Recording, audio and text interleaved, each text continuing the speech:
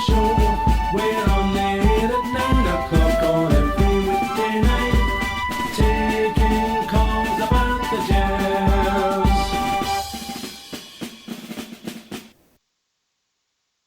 Hello, good evening and welcome to Rangers Radio on a 40-ounce of Friday. Tonight on the panel is helping me present the show is George Logan and Albert and Bridge. Good evening, guys. How you doing, boys? All right? Can I say a big good evening to you guys in the panel here? Huge good evening to the guys in the lobby and to all the Rangers fans listening in all over the world. Good evening and welcome to Rangers Radio. Well said, Bridge. Nice cheery welcome as ever.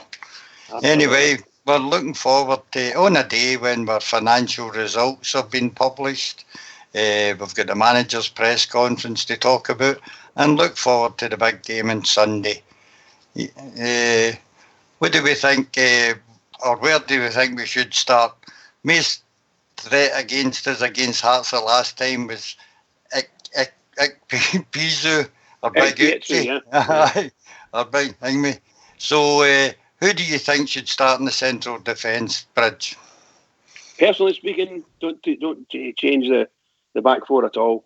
They're doing quite well, and the goalkeeper's the same. No problems at all.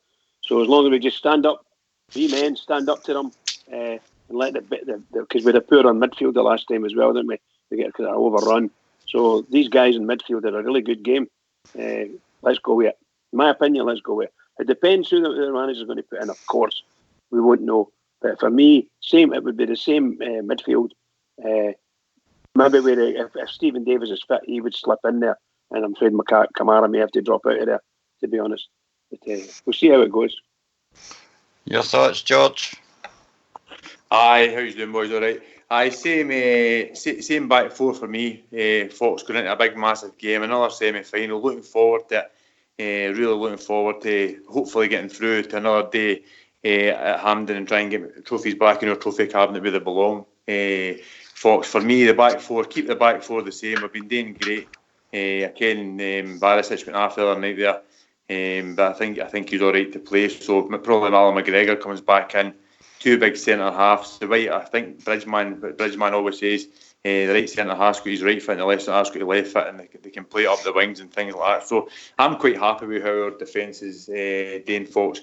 And like Oxtear says, we play, we win. I think the big centre half will be a bit of a problem for us, but I think we should be strong enough to win this game. Evening, Albert. How are you? Is Albert still with us? Might be on mute, you never know. Dana Bridge. Sorry, guys. Evening, Albert. How you doing, mate? Hi, I'm the same as the boys. I think the back four will be the same as it would play against Motherwell and Ross County. I don't think you should disturb that. It looks like it's starting to settle. So I'd leave it alone. In fact, I would go as far as to say the team. I don't want to go through the team in case we want to talk about it later, but the team that I would put is to try and get it as close to the team that played against Porto. I know we're not going to get it exactly, but as close as we can get it. I think that's the team I would put it. I think that team played really, really well. That's the best football we've played all season. So I think we should stick to that. As close to that team as we can get anyway. Here. The reason I started with that question is obviously he's going to be their main threat against us, and I was wondering if you thought that Goldson and Hollander would be strong enough to battle with him, or should we bring in Katic? That was my reasoning behind it. George? I can see your thinking there, Fox. It really kind of came exactly what you're trying to say. We had the same problem with the boy that played up front for Livingston. He likes to have a good bash at you and things like that and hits you and that. I think Big Hollander for me, my honest choice, I would prefer to have Hollander and Katic anyway. I really would. But I think going into this game, I think we'll probably go away and no change. It's no broken, so it didn't change. Again, you've got to change midfields and that. But Big Golson's doing well for me. I was a bit but wasn't over the moon with how he's actually doing. But him and Hollander's coming on to a game together, so I wouldn't change that. They need to stand up to this big boy. If he's got to bully them, they need to bully them back. Do a bridge, man, and just didn't take any prisoners, just right through them. And I think we should do this, Fox. I really do. Okay. Anybody else like to comment any more on that subject? Aye, see, like say if they're going to have to change one, I would change Golson for that very fact that George says, because that big boy's a bit of an animal, know what I mean? So if you're needing somebody strong, I think Hellender's strong. I think Hellender will play and Golson will probably play, but if you're going to change one, it'd be Golson. And I would put Hellender in front of Katic as well, for the simple reason I think Hellender's cuter.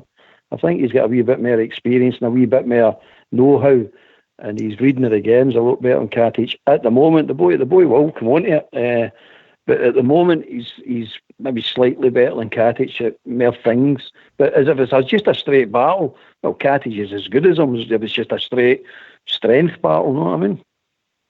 Aye, exactly.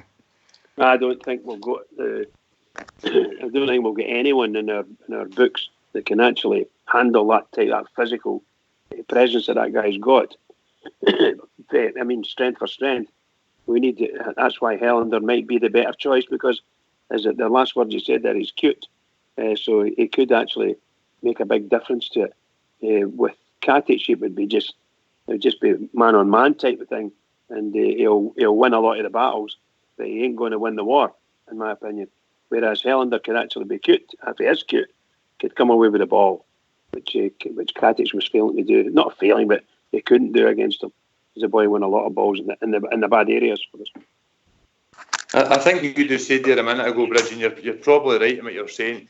Our midfield wasn't powering, wasn't ticking for me in that last game when we played them. And I think we need to be on top. I think what Joe Aribo said the other night there, we need to get out the blocks and we need to give them something to think about. And if we do that, Bridge, their big centre forward shouldn't really be a problem for us, because your midfield are going to be winning all the battles anyway and playing the body. Hopefully it's going to be Alfredo playing up front, maybe Ryan Kent in the wings and things like that. So I think you're always got to worry about that big guy because he likes to put himself about in that, and that's fine. But if our midfield can win the midfield battle, I think they'll have made to worry about the media, Bridge. Yeah, I 100% agree with you. We need our midfield to fire. And fire properly. They were definitely never played properly the last time against them. Only in patches, although I still think, in my mind, I think we were the better team overall. And if we'd have won that game, I'd have been very happy. And I don't think we would have been undeserved. I don't think Hearts did anything other than charge through. And we, unfortunately for us, we gave a bad ball away in defence, and that led to a goal. So that everything for them. They got a good header in and it hit the bar. There's no doubt about that. But to me, that was the only twice that they actually got through us. And I thought we were a far better team than them, even though it didn't show it properly in the pitch, because they were starting to win every second ball that was coming up. Hearts were winning it, and our midfield was crumbling a wee bit at times. I do agree with you. I think winning second balls will be very important on Sunday. You know that they'll go for the long ball over the top of our midfield. Is it important that we chase and harry them down at the back when we do lose possession and stop them humping the long ball forward to them? Is that important, do you think? Absolutely, man. You can't have to supply him. That's him. He's null and void then, basically, because that's what I've got is hitting him as a target man. He only plays half an hour in a game, 15 minutes in the first half and 15 minutes the second. He'll run out of steam. You can see it. He definitely not get the stamina to keep it up for 90 minutes. But in that 15 minutes and 15 minutes, if you cut the supply off, you're right. You know that about any good football player. Cut the supply after a good football player, and that's basically that. You've won that battle. I wouldn't go as far as to say he's a good football player. I don't think he's even a decent striker, but he's just a big target man, and they'll go looking for the second ball off him. He's big awkward trumpet. No, he is a big awkward trumpet. Sorry, man. He uses his strength well. He holds himself well, and he's not easily pushed or bumped off the ball, and he has got a bit of pace when the ball's close beside him, which is a bit different for a striker. You see them; they have to run in. They touch the ball and it's 6 feet in front of them, and they start to lunge in. But that big fella manages to keep the ball quite close. So I'm not saying he's the best player in the world by any stretch of the imagination, but that's the areas that he's good at. He's good at holding the ball. He uses his body well and shields everything, and invariably gets free kicks. Because he's a big diver. At the best of times, he's a big diver. Fair enough, Bridge. Anything on that yourself, George? What Bridgeman said there about the midfield, I think you said as well, ball retention and winning the ball back is important for us. I think we came out the blocks quite quick the other night there. We did against Aberdeen, we did against Hibs. We're not going to do it in absolutely every game, folks, because that's just not the way. No team can keep that going every single time, but I think we've got to be on top. But that I didn't just mean scoring goals. I think we've got to be on top midfield, wings, give him something to think about right for the off. Joe Aribo's created ball retention. Ryan Jack for me has been absolutely fantastic now, and Steve Davis. So I think they're going to have a wee bit more to think about in this game than they did the last time. But I still think we were the better team the last time. But that doesn't always win you games. So for me, the more our midfield is mega important to keeping the back door shut. I think that's where we've got to actually win the battle straight away, Fox, in the midfield. Aye, I'd agree with that. I think the way we played at Ross County the other night is a blueprint going forward. I thought our midfield worked very, very hard, and our front players did what we were talking about earlier, closed down their defence when they were on the ball. They had to hurry up and get rid of the ball. We were just picking it up on the halfway line and getting straight on the attack again. And I think that's what's needed on Sunday. But a lot of effort in, and we'll get the rewards. We have to. I mean, I hope the guys understand what I'm meaning here. We have to go out there and not get bullied. We really do not. We can't afford to get bullied on that pitch in any position in the pitch. We have to show that we are as tough and big and as hard as they are. I really do, and at the same time play a bit of football. Because if we allow ourselves to be bullied, we've been bullied by a number of teams, particularly Hampden, Motherwell, Hibs, and the other week there we get bullied. It's just not right. We shouldn't be getting bullied. So we need to watch what we're doing here. Otherwise, we could easily lose.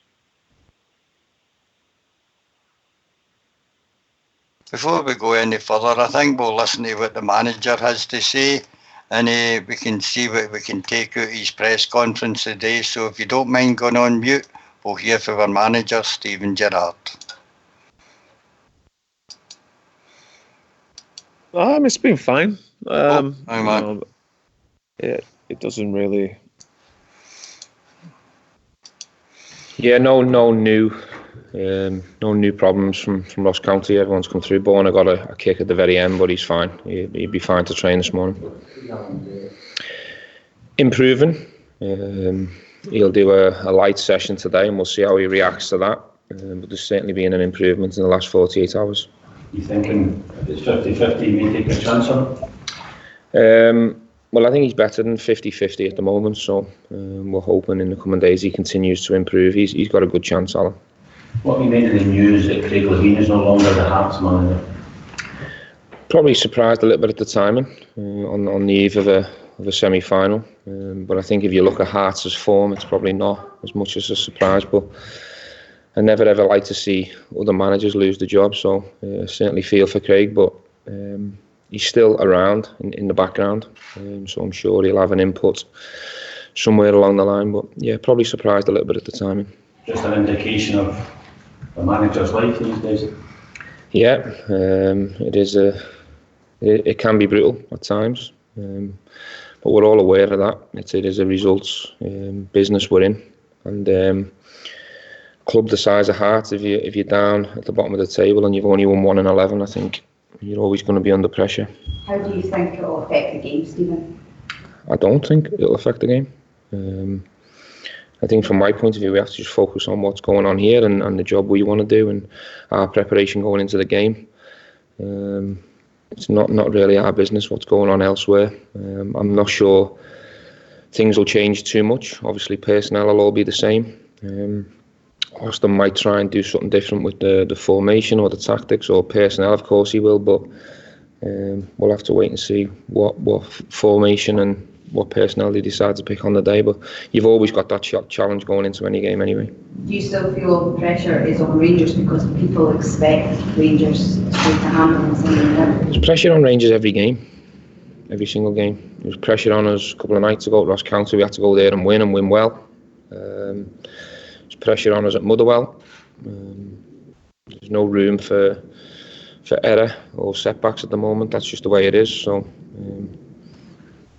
semi-final, big game at Hampden, the chance to get into a final.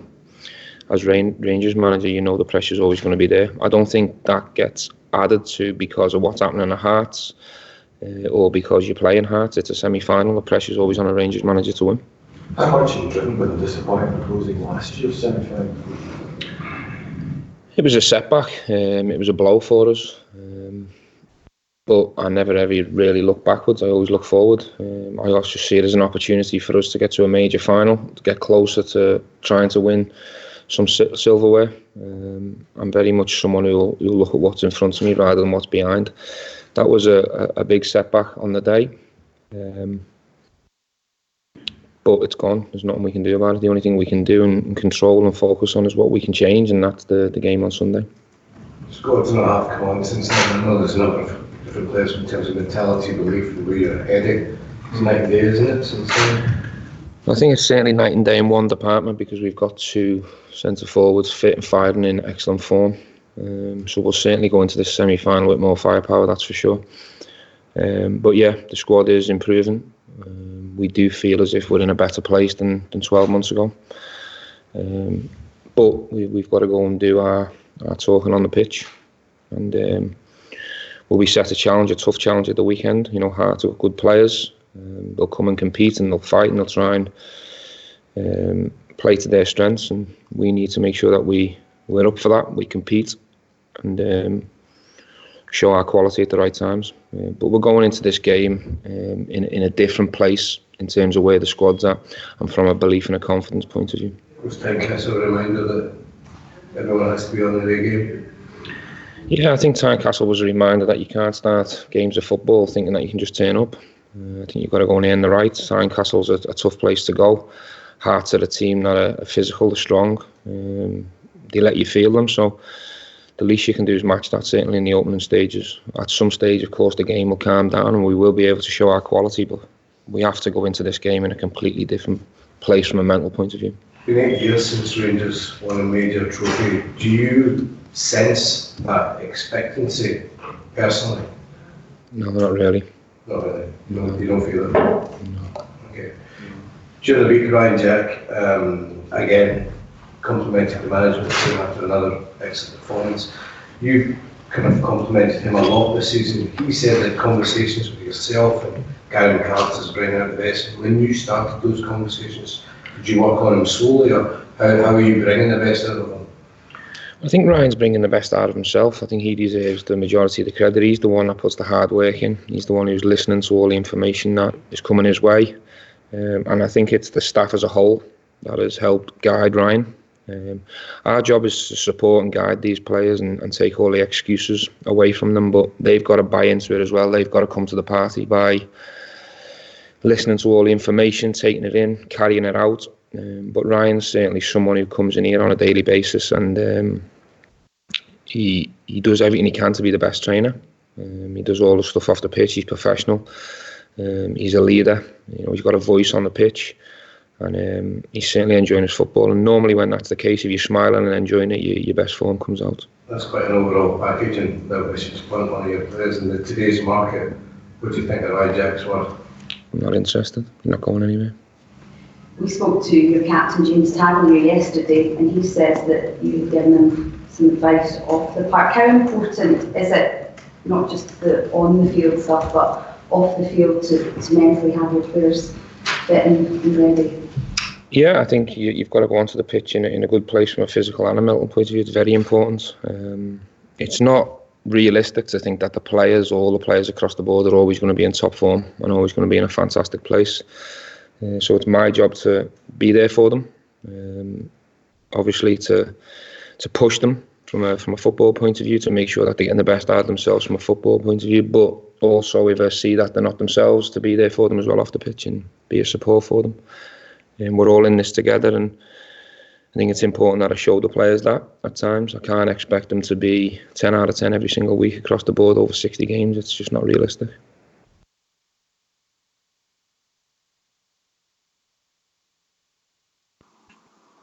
Well, that was your manager, Steven Gerrard. What do you make of that, Bridge? Oh, isn't he just wonderful? I like the way they cut the guy off of that one anyway. He was asking about evaluation of any of our players, I mean Ryan Jack. No, it's not been anywhere, so I'm not interested. I love it. I think the guy is absolute class. That's what I think. And he knows what he's doing. He does use it, Bridge. He does use class. Everything we expect from a Rangers manager, Bridge, isn't it? Yeah, it's just good. I mean, we're really pleased. Everybody, I think every Rangers fan is very pleased that we've got him. And he's learning his game. And as he's learning his game, he's teaching us. It's just tremendous. What a feeling, pal. What do you make it, O'Bear? What do you make his interview there? As usual, George, as usual, just superb. It's absolutely superb. I mean, you got to remember, he's fielding these silly questions that some of them are ridiculous, as we keep saying before, but he just fields them brilliantly. You know what I mean? He'll no get drawing. He's learning the cuteness of the traps they set for him, and he's learning how to sidestep that and just don't get involved with it. You know what I mean? So that one about how much do you think Ryan Jack? That's all about that scum across the city. You know what I mean? You're sitting going, they just want that. Well, he said that and he said this to sell more papers. You know what I mean? So he's learning quickly how to sidestep these traps, and he's just, as you're saying, it's a class act. The guy's just a class act. You can't get away from it. He's absolutely fantastic. What I took for that there is what he says. He said about, we've not got any God-given right just to show up and expect we're going to win. We're going to have to put a performance in every single game. And I think that's maybe, you get out a game what you put in a game, Bridge, and I think we probably deserved that slightly, in my opinion, a wee bit more out of the Hearts game, but we could have played a lot better as well for to get the points. So we're going to have to do that more. We're going to have to up our game the more for to get into the final of this Cup, Bridge. Well, you know yourself when you're playing virtually any sport, but particularly football, even five-a-sides. If you're going to play a wee competitive game at five-a-sides and the other team come out and they're faster than you to the start, and it takes you 5 minutes or 10 minutes to get a feel of the ball and all that, you could be whipped, couldn't you? Because in five-a-side football, you could score about 10 goals in five-a-side football in that time, you know. So even at that, you just know Rangers really do need to start to learn to come out, and when they come out and the ball's kicked off, that's the game started, not 10 minutes later when there's a couple of dangerous things happen about your box, and even worse if they score a goal, because that's happened to us too. So we really need to learn as a team, as a club. We need to start quickly. The game's ours if we start quickly. Aye, that's right. What's the number now of Bridge, if everybody wants to phone up? It's Friday night, so we want to listen to us and Steven Gerrard, but we want to get callers in as well so we can hear what they're thinking about the game on Sunday. And the number is 0141 356 1972. So hopefully we can get a few folk phoning up. They can join us on Skype, George. They can join us on Skype at rangersradio.online, and Old School Blue will bring them in and look after them, and enjoy yourself. It'd be good if a few callers would call in. Are you there, Fox? What do you think about the manager's interview, Fox? I think he's getting pretty fed up with the stupid questions the press answer. I don't know what they're like as journalists, if they are journalists, but having a guy with that experience in football, there's so many different questions you could ask him on the way Rangers play, what his thoughts and thing for the club are going forward. There's loads of questions, but it's no, as one of the other boys said earlier, it's all about trying to grab a headline off him, and he's no stupid enough to give them it. But what I learned out the interview itself was Alan McGregor seems to be 50-50 whether he makes the game, and Borna Barisic picked up a wee knock, but it seems the rest of the squad are in good shape, so a pretty decent press conference, George. Anyway, we've been joined by Jimmy. We're going from one legend to another legend. There he is, the main man, Jay, right. How you doing? how are you doing? I'm okay, pal. Feeling a bit. How's the missus? How's the missus? We're looking after each other, mate, as we usually Right, do. that's good, that's I'm feeling a bit under the weather, but I says to her, Friday night wouldn't be the same if I didn't go and take part in the 40 ouncer Friday on Rangers Radio. So, how you all doing, guys? All right? We're doing All right, very Jimmy. well. I'm like a sack of tatties, but I said I wanted to come on that and chat to my friends here at Rangers Radio. I heard the presser there, guys. As usual, the gaffer was his eloquent self. And as you said, Bridge gets asked some silly questions and he deals with them really well. But I've not had a chance to talk to you guys about the midweek result. If you don't mind, if I give my top and say worth about it, I just thought the performance against Ross County was absolutely wonderful. Some of the football we played in it was absolutely fantastic, and you hear some of the pundits out there and the media that they grudgingly give the credit. It was a fantastic performance with Alfredo and Ryan Jack, and the whole team played well, so I'm really pleased about that. But the gaffer again asked the questions today, and it always answers them eloquently, guys. So I was pleased about that today, and looking forward to my slippers and my pipe and whatever I do on Sunday and watching the game. So really happy Jay the night, mate. Really happy. What about Ryan Jack on Wednesday night there, Jimmy? I thought even just 25, half an hour into the game, I thought he was absolutely fantastic in the full game. He was just brilliant for us. He's really, really became a Rangers player, Jimmy. Yeah? This might be the player that we've been missing. We've been talking about a midfield battler, George, and we've not had one of them Ibrox for a lot of years, and you know that yourself. So maybe he's a player that we're looking for to battle, but he's not just a battler. I mean, he's reading the game, he's playing, his passing is excellent. A lot of people thought when he came for the Sheep that he was just going to be a bit part player, and I stuck up for him at that time, and I thought he's going to come good. And I'm pleased I did that, because I think he's going to be a great player. And the gaffer has gave great plaudits to him. But let's not get carried away, There's a lot of football to be played here yet. And as I've said here many, many times before, if you want to be a Jayer, then you've got to perform like that every week, George. So long may that continue. But it was unplayable. They talk about Fred being unplayable, but Ryan Jack was unplayable there on Wednesday night. An absolutely world-class performance for me, mate. Aye, absolutely fantastic. What do you think, Albert? Do you think that Ryan Jack playing alongside Steve Davis and in the midfield, and even Aribo coming in and playing alongside Steve Davis, that's going to be great for us going forward the next couple of years, Albert, isn't it? Absolutely, George. I mean, the influence that boy Davis has got on these players is unbelievable. But the big thing about Ryan Jack and the big improvement I see on the boy is his first time passing. He doesn't hang on to the ball anywhere, whereas he used to hang on to it a lot longer. Or he's going to pass, he used to delay it that wee bit too long. Big Aribo's got that problem at the moment, but as soon as he learns it as well, some players he'll be an excellent player. But Ryan Jack, his improvement is unbelievable, absolutely unbelievable, and he's a key pitch player for us now. And we've got to have him in that team, especially these big important games. You know what I mean? He's definitely going to start in that team. But fantastic. Steve Davis is Steve Davis, man. He's just superb.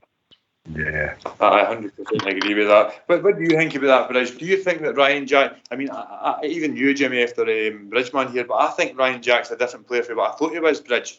I thought he was more a ball winner and then a passer, but he can take the ball for a wee run as well, and I like the passion he's got, Bridge, for want to win and things like that, so I think he's a great player for us, and I'm not saying he's a world beater, but he's a really good player for what we're trying to go and win this league, Bridge. Yeah, I mean, like Jimmy, I was a big fan. I fancied him. I was really keen. When we heard we got him in the freedom of movement contract, I thought to myself, wow, this guy's a fantastic player. Now, that's me only looking at the games I saw with Aberdeen, of course, and there was very few of them because, admittedly, we played against him a number of times. But I thought Ryan Jack was our captain, and he was a huge loss, an absolutely huge loss to Aberdeen, which made it even better. So he came here. He admittedly got a wee injury or a big injury it was quite a while. But you look at him now, 12 months on. Oh my God, that guy can read. He reads the game. He plays well. He's still like a wee tackle now and again. The speed of passing now, as Albert says, he's holding the ball just at the right time. Most of the time, just at the right time, he's releasing the ball, and 99 times out of 100 he finds his man, and it makes a huge difference. The other night just showed you how good a player he is. One of the better, certainly one of the better midfielders in Scotland, if not the, he's one of the best in Scotland, and probably getting close to that doing in England as well. I think he would fit into most teams, to be honest. He's a wonderful player. Put it this way, George, the way I look at that boy Jack now is, see, like say last year, he was in the sort of the top 15% of the good players in the Scottish Premiership. This year he's in the top 1%. That's a much improvement, that boy is, because he's superb now, superb. If he keeps that up, there's no limit to the boy. I think it all comes into the manager. You know, look at the manager he was playing under before, and look at the manager he's played under now. And it's not just Ryan Jack that Steven Gerrard has brought on. I mean, we're criticising Barisic and how he's come on, Katic, you know, players like that. But even go as far as to say Andy Hallard, he's made his game a better game and made him want to play again. So it's all down to man management, George. You know, for me, we know that the sheep manager is what he is, you know, and he's just a nothing manager. But he never nurtured Ryan Jack the way he could have, and Steven Gerrard's done that, and he's proved that he's a good manager by being able to get the best out of them. So as I said before, but he has to keep doing it every week. I know there'll be games there'll be down games, as they say, but he's got to perform at the highest level every week for us to realise that he's a player that we want him to be. Because like Bridgman, I was really excited about him coming to Ibrox, and I supported him. Criticised him at games, which are entitled today, but I think he's a fantastic player. It's the missing link for me in the midfield that I think that we're looking to get alongside Steve Davis. And I was listening to Stardug last night. It's Kamara or who in there. For me, I'd put Kamara in there, you know, with the two guys, definitely. Yeah, I Kamara. think so. Sorry, pal. Sorry. What do you say there, Jimmy? Kamara, Davis, and Jack would be your three? Yeah, definitely, mate, definitely. Mine as well. Although I did say that sometimes their manager doesn't quite fancy Kamara, and I think something's happening with Kamara. I said it last night. He looks a wee bit bigger, so he may be bulking up, or maybe it's just the camera making him look a bit heavier. I don't know, but he certainly looks as if he's bulking up to me. And I think Kamara is a really good midfielder, and he needs about 4 or 5 games at least under his belt to have continuity and play well. Play well and among a good team. And Aribo, you know, I'm not saying, I'm not telling lies here. Aribo is an absolutely outstanding player, and I think he'd be a great number 10 in the old-fashioned inside forward, Jimmy. You know, that position there, not quite in the midfield, just above them. You know. Yeah, I can't argue with that, Bridgman. That's a good assumption of that, mate. I would go along with that, definitely, pal. Yep. What do you think, Albert? What would be your three in that midfield if all being well? Would you go with the same, or would you be different than that? I would go with the Davis, Kamara, and Jack. I mean, form-wise, they for the squad I'm talking about, form-wise, they're the 3 in-form midfielders. They're the strongest midfielders, no doubt about it. Yeah. But the other one I would put in there, and you might not like this, but I would take out Arfield and put Big Aribo in his place if you were going to make a change, because I want the same team as the Portal team that played Portal. But if I had to change one, I would change Arfield. I know he drops into the midfield and put Aribo in his place, because Aribo looks, after Wednesday's game, if he's coming back into form, whereas Arfield he just looks all over the place to me at the moment. I like Arfield, don't get me wrong. I'm not criticising the player. I'm thinking he's a bad player, and I just think he's off form at the moment. We had a wee discussion about it last night, Jimmy. In fact, it was probably me the last time we came on, and I think we're all delighted with our midfielder now. And again, Arfield has had a few good games for us, Jimmy. But I've said to the guy sat beside me a few times when he's came on and when he's been off, I think we play better without him in the team, Jimmy. And I don't know if he's fatigued. I'd agree with that, George. I've said that before, and I think most of the guys here have as well. He's played a lot of games. I know he played in the Gold Cup, if that's what it's called, for Canada. But I think when he come back, he needed a good rest. I don't think he got that enough. For me, a lot of the times, he starts a game no bad, and then he becomes awful leggy and looks tired. So for me, I would agree with you. I would rather see Aribo in there and place her at Arfield. Maybe not permanently, but then again, if Aribo performs the way we know we want him to perform, because he's yours now, we bought him. Obviously, same as Scotty Arfield, but I would go along with that. I would rather see Aribo in there at this moment in time in place of Scotty Arfield, mate. Definitely. Yeah, I agree with that. Jimmy, it's quite a good headache to have, isn't it? Which one do you choose, you know? Definitely. One do you choose? Yeah. It's really good. Especially the way Aribo's playing in Newbridge, man. You know, the other night there, the link-up play with him and Ojo to the goal for Fred was absolutely brilliant, you know. Just wonderful. But I watched showed some skill. I watched the BBC highlights today, only to stick a finger in the plug syndrome. But I didn't realise at the time that there was 27 passes leading up to Fred's goal. Is that right? And then they showed it. You know, there was 27 passes leading up, and they actually showed the whole sequence of passes. Who was the commentator? I can't remember who the commentator was. Rob was. McLean. Probably. But they showed you the 27 passes, and everything was through Ryan Jack, Stephen Davis, Aribo, Ojo. I can't name them all, but and then obviously the end product was Fred, a sublime ball into the middle there, similar to the one he scored in Europe. Only a different player put it in for him this time, and it was a tap in.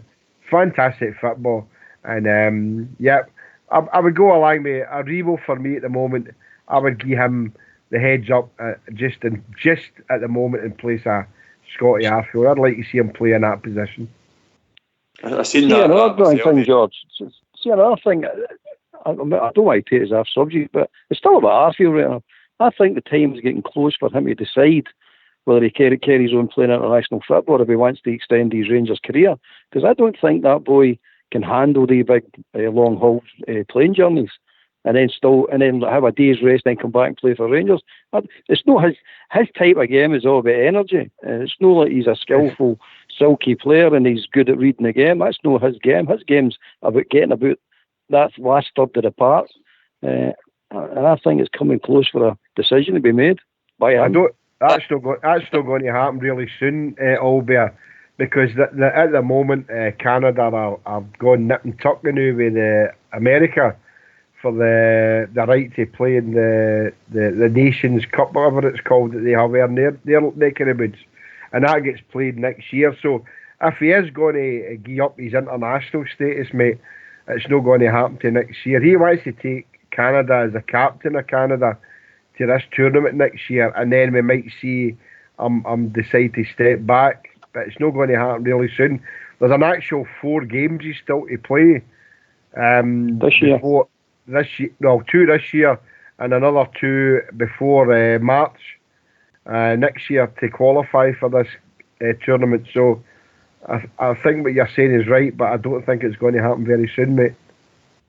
It's good to see, albeit that we're no relying on 1 or 2 guys here. Again, we're relying Alfredo for the goals and Defoe for the goals and things like that. That's what strikers do. But we're talking about maybe leaving Arfield out. Steve Davis missed out the other night. He was on the bench. Maybe he was just getting a wee rest. And Jack stood up to play. So we're not actually just relying on a couple of guys here. We can actually swap the team about, albeit and still get a good performance out of the squad and out of the team.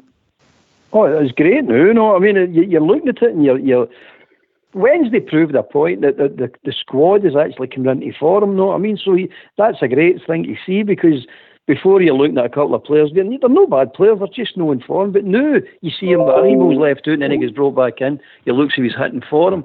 Wee Alfie's always on form, right enough. He's never seems to be off form, that wee guy. But it's great that we've got the choice. You're right, we're definitely a stronger squad, there's no doubt about it. And most of the squad, you've all got confidence. I don't know about you, but I've got confidence in them, know what I mean? Some of them are not playing, like Big Ojo's not playing well, but somebody say he'll no come good. They keep saying that about the boy, and I thought he done well on Wednesday night as well. But aye, the squad's fine for me, and it's coming into form. You know, What do you think, Bridgeman? A good job on Huv? Oh yes, I mean every single member of the team played very well. And you know, we're talking about Arsenal at Arfield rather, and what Jimmy's saying is right. He's got a lot of international ahead of him, so he's got at least probably another half a dozen. And if they get through, he's got quite a few after that. And the Rangers might want to cuckold him, you know, sort of wrap him up in cotton wool. Maybe right at this minute, he's needed. He needs to play, but we need to get the other players on form so that they can actually bring him on for half an hour just to keep his legs going. Because it really needs to watch what he's doing, because that's true about the imbalance. And if you're having travelling a lot, which is a killer, and then you're playing international football, and then you're coming back to Scotland, and you're only here a couple of days, and you're expected to be ramped up for a bit of a full-time game. I agree. It was Oldbear that was saying it. He's of the age where he needs to be a bit, shall we say, looked after a wee bit better. You know, we shouldn't really be battering him in to really high-powered games when he just comes back for international duty. It's better for him and it'd be better for us if he could. Maybe he has to make a decision himself and say to the boss, right, after this tournament I'm finished, and then you can make the plans. But really and truly, when he falls out of the game, it's like falling off a cliff, isn't it? I mean, it's not as if he just disappears for 5 minutes. He actually disappears, and it makes it look really bad for him. And I think when he comes back, can I just come in there? Sorry. I've been joined by Jim from Paisley, but there's quite a few on the panel. Could you just wait till George calls your name before you come in and comment? Thank you very much. Comment. Hi Jim, how are you doing? All right? Fantastic. This is What's your point tonight, Jim? Loads of points. We're going to talk about loads of things. Loads of things I've got to talk about today. Our midfield is refreshed in their day, right? So coming there, is refreshed. Some good players, better players where we go, actually. You know what I mean? I don't think our midfield's to win a league, you know. You don't think they could, sorry, as you saying? Yeah, it's still going to happen. My midfield. Scotty Arfield, I think Scotty Arfield's run his race. You know, he keeps playing him. Recently, I don't think he's up for it now. I think he's done. I wouldn't go as far as saying he's done. I definitely wouldn't say that. But my point I was trying to make. I think he's run his race. A good season. Still happening there for the boy, you know. But I think we should change that. No, Jim, I think it's just that form. I don't think the boy's done it. I think it's that that form, and everybody's allowed to get a form. You know what I mean? Every player, that happens to every player. Aye. But he's got a lot of offer. Can we find a position for him now? Play him out left, put him up front. He got in the road. He was getting everybody's way in up front when he was playing up front. Okay, he was playing up front with he was getting in the way. Played him back. Played it wide the other night. Yeah, done nothing. As far as I was concerned, done nothing. You know. What do you think, Jimmy? What do you think of Jim's point, Jimmy? Hey, sorry, I can't hear. And Jimmy, what do you think on Jim's point? What was it, Jesse? Jimmy stuck his box now. It's a poor line I've got. What do you think, Bridgeman? Do you agree with Jim's saying there? Do you think Arfield's run his race, or do you think he's just had a wee dip in form? Well, personally, I think it's a dip in form, and that may be down to what we were speaking about, the internationals, are they getting in his way? I think, to be perfectly honest with you, my memory tells me that the best we saw of Arfield was actually when he was playing alongside Defoe, and he wasn't out wide. He was in the old number 8 position, the old inside right, and him and Defoe played really well together. And a few wee dummies and a few wee flicks were coming off. So maybe the manager should use him sparingly, except when Defoe's on, definitely playing with him, because I think both of them spark off each other. Other than that, Arfield's is a quality player. Really is a quality player. We really are happy and should be happy to have him in our team. It's just how the manager plays him, or should I say, where and when the manager plays him, because that's important. Otherwise, he can look right out of sorts. You're probably right there, Bridgman. What do you think in that, Albert, on Arfield? No, I think it's just a dipping for him.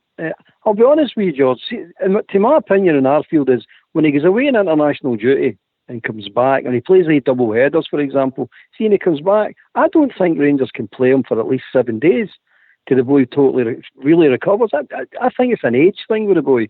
I don't think there's anything more sinister than that. It's just an age thing that he's taking longer to recover. And by the way, that's just nature. You can't change that. We're all like that. I mean, I don't know if you've been long flights, but now that I'm in my 60s, now I'm a bag of lashing when I come off that. I mean, good grief, I'm not right for about 5 days, and I'm not playing football. So I can only imagine what he's feeling. He's not just going to France or Germany or anything like that, albeit like you're saying, he's travelling right across the world, and then he's travelling to games when he gets there, and then he's travelling back. That's a big take on the guy. Now, if we have got the luxury where we can actually say, right, we've got Ryan Jack, we've got Steve Davis, Aribo, Kamara, we shouldn't need to play him all the time anyway, albeit we should be able to give him a rest and look after him, like we've done with Ryan Jack with his injury as well. Exactly, mate, exactly. And I think that you'll see that's going to happen more and more, because I think what Gerrard was waiting for was like these players ought to come into form and get, and some of them like Aribo and all that, and Ojo and players like Barker, players like that, to get some experience under their belt playing for Rangers. So I think he was been waiting on that, and he's sort of been hesitant to put Arfield out the team. But I think now, we're now a quarter to a third through the season, I think now you'll start to see him going, right, okay, you're going to international duty, you'll not be playing for at least 5 days, probably 7. He had a good season, George, last season, and he probably done the same trips playing for Canada then. I think it's just a wee dipping for him, and he'll soon recover and get back to his usual self. That's my point, Fox. I think he has a wee dipping for him, but this season we've got guys to step up to the plate and take a shot at winning games for us, like Ryan Jack and things like that. So maybe that's what happened last season, and nobody actually took the game by the horns. But people are actually doing that now, Fox. So I think it's actually a long time for him to travel and things like that as well. So we've got the luxury of a bigger squad and a better squad. What do you think, Bridgman? Do you think this park on Saturday has got to benefit us? A lot bigger, wider park and things like that. Has that got to benefit us compared to when we played them at Tynecastle last 2 weeks ago? Oh yeah, I think it's going to be far more difficult. I think challenging for Hearts, because it's not the smaller or more narrow pitch than they've got at Tynecastle. Hampden's noted for wide open spaces that they play in, and I think it's one of those woven pitches at Hampden. So I don't see why it shouldn't benefit us in a sense. There's no the overall pitch and the overall, like George, you know, and I know, and every other Rangers fan knows, Hampden used to be virtually our second home. We were always there, virtually every final. We were at semi-finals, all these things. So as a club, we're well used to being in that area. Just as the squad we've got, they need to be in there. They need to get talked by the guys, Stephen Davis and company, tell them what it's like, make sure they're okay, because it can be a daunting thing to walk into a big stadium. It's a big pitch, So and of course it's a cup semi-final. I don't know how many of our players have actually played in a cup semi-final. It's a big occasion. So the Rangers boys need to look after themselves and each other, make sure they're okay. Getting on there, don't be sort of daunted with the occasion. Just go there and play a game. As if we do that, we win. What do you think, Colbert? Do you think the park's got to benefit us, the wide open spaces near wingers and things like that? It will benefit us if we get our passing game going. Definitely. But if we get into a prolonged battle, you know it's going to be a battle for the kick half. Now, if that lasts for 5 minutes, 10 minutes, that's fine. But if we get into a prolonged battle, we're losing. We're throwing away a big advantage, a big part, because we've got to get them moving about. We've got to get them running about, and we've got to get where wee patterns going and where wee formations going.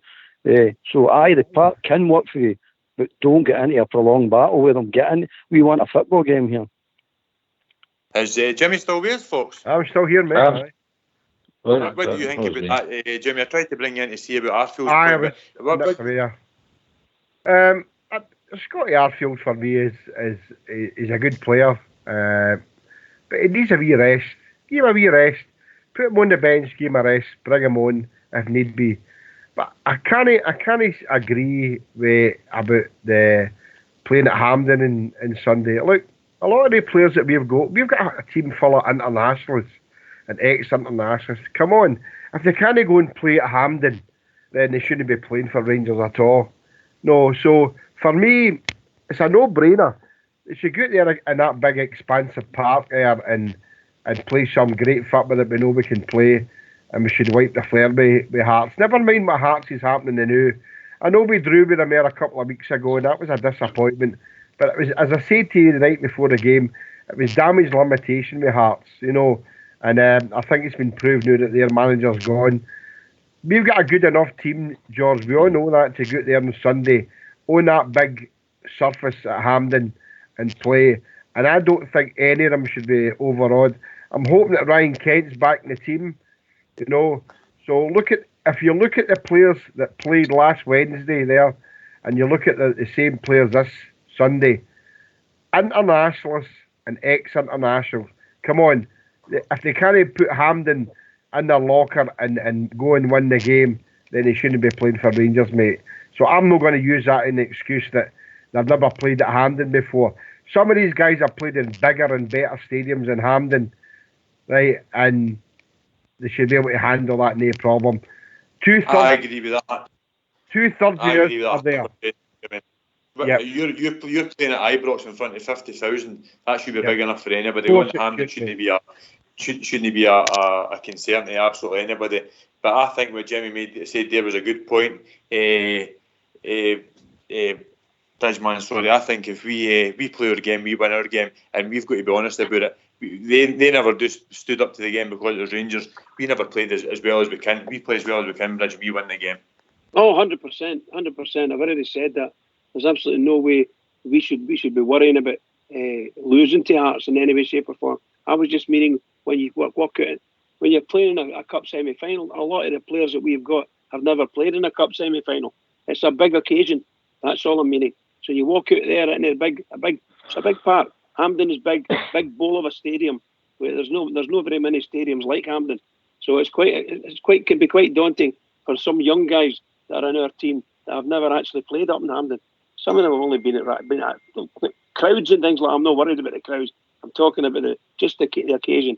I'm playing a big cup semi-final, and the pressure on the team that this weekend is that we need to win this to get to the final, to get a silverware.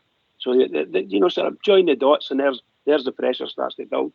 And I just hope we go out and do it, and everybody talks them through it. Stephen Davis and people like that who have played many cup finals and semi-finals at Hampden will be able to talk everybody or anybody through it. Shouldn't be a big problem. Just keep our feet on the ground, go out there, play our game, play a game of football, watch what we do, don't get bullied, and we should walk through that game. No problem. Yeah, absolutely. Raj, do you think Steven Gerrard's going to... do you think Steven Gerrard's... Sorry, Jim, I forgot you were even there. I'm sorry. Well, bless them, man. Fantastic show. I was going to say, Brisbane, do you think Steven Gerrard's going to accept anything less than the result on Sunday? He's not going to accept anything less than that. They've got a game on Saturday. They're playing on Sunday. Let's go for the Old Firm final. Let's get them gubbed in the final. Jim, there's nobody going to disagree with you. But I think, to be honest, that's what I'm saying. I think you'll find. Hold on, Jim. I think you'll find there's an awful lot of Rangers fans hope that the result goes the other way on Saturday. Yeah, I'm with that. We owe them. Really? We owe them. Oh, we owe them. Listen. Absolutely. He made a mistake. He made a mistake the last game. He knows he's made a mistake. We all knew he made a mistake. He's never made another mistake. You see, traditionally Hearts play a 4-2-3-1, and it'll be interesting. That's a system that Levine played. I knew the interim manager they've got in there now. I don't know, Austin McCann or whatever his name is. Whether he'll go with the same formation, Jim, because I mean we are a 4-3-3 team, and that's the way we always will play.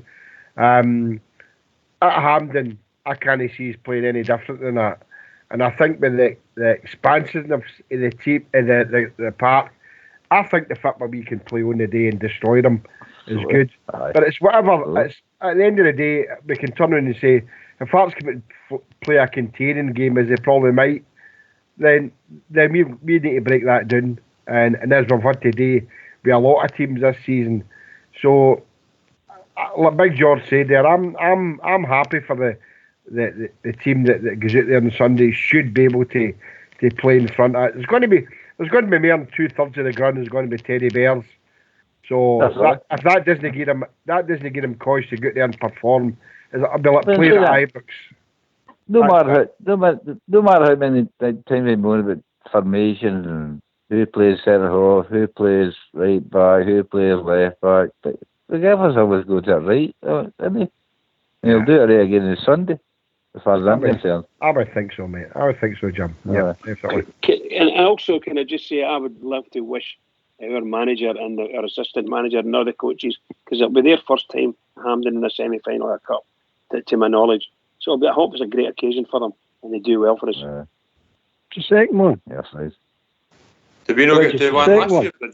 Did we? Aberdeen beat us. Aberdeen beat us, that's right enough. Sorry, pal. Anyway, guys, it's near that time again, so I'm going to ask Old School or Fox to get a tune ready for us to go. And after the break, when we start talking about how everybody thinks the teams are actually going to line up, if there's got to be any different, or if it's got to be the same as the other day there. So if Old School's ready to take away a tune, on you go, Old School.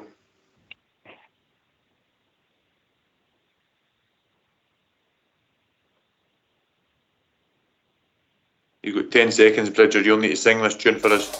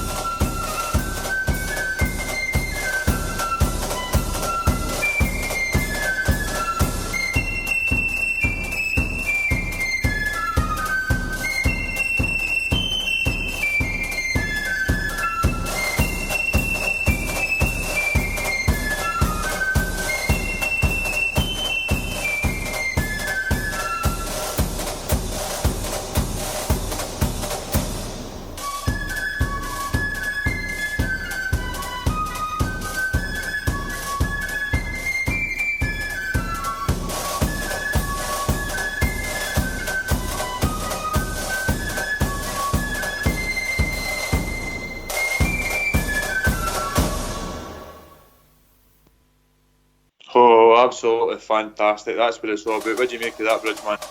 Oh! There it goes again.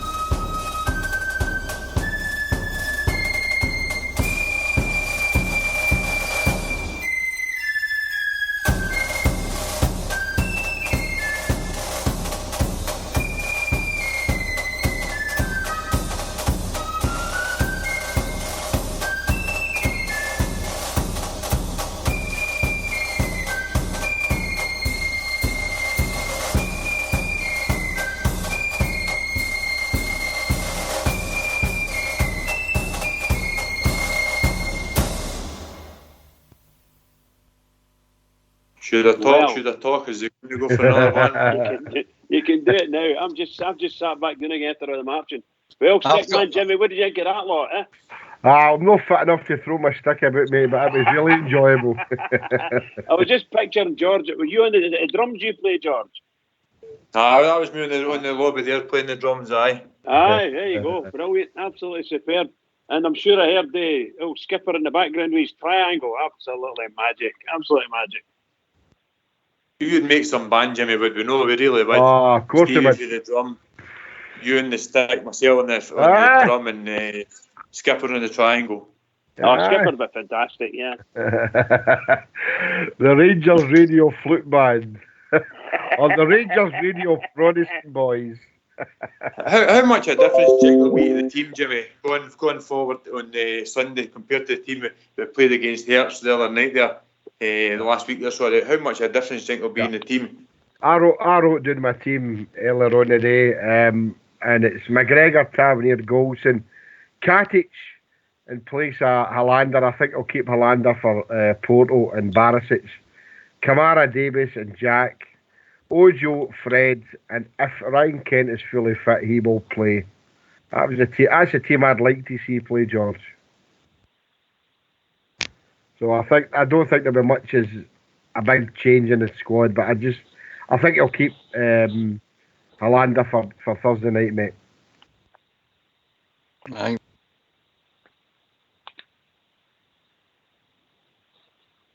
Anybody?